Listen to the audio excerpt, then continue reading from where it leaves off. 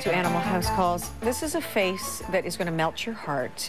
We've got Pippin and lovely Blanche Axton holding Pippin from Pug-a-Lug Club. Oh, this, now look, being shy now that I've said look at the face.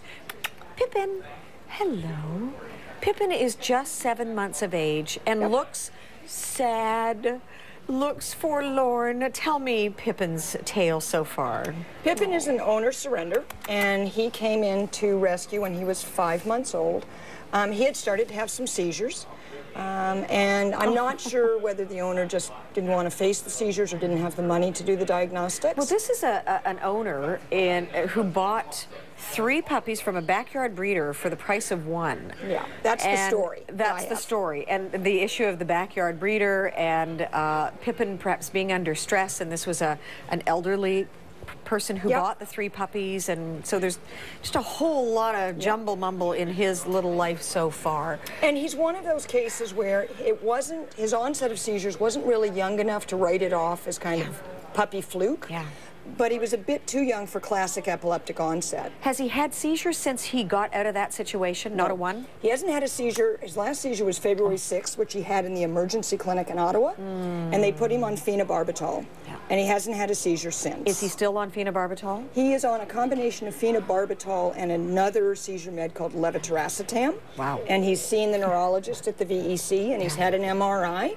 Wow. So he doesn't have any, Will he have to stay on that medication for his life? We're going to see how it goes. The neurologist feels that if he doesn't seizure in the next 4 to 6 months, it might be worth weaning him off and seeing. These are epileptic seizures? There's seizures. Are they short, long, difficult for him to have to go through? One. No. I mean, clearly the vet clinic in Ottawa saw one, so they know that they are seizures. But he should have, I would have thought, if he were truly epileptic, that he should have had some breakthrough seizures while he was with me, given the amount of stress he's been under initially. Good boy. And it just breaks my heart to see him. He's a delightful He's so beautiful. When will he be ready for adoption? We have to get he's got a case of demodectic mange. So that's mange, yeah. Yeah, it's a non-contagious form. Is that coming from stress as well? You see it often in puppies whose immune systems are not completely intact.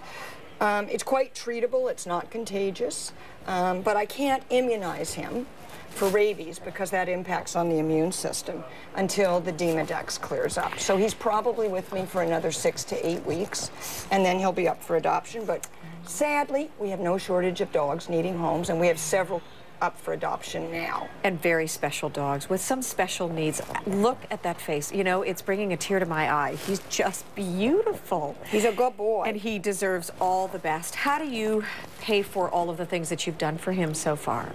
We operate entirely on fundraising and donations. We are a charitable organization, so we can issue a tax receipt.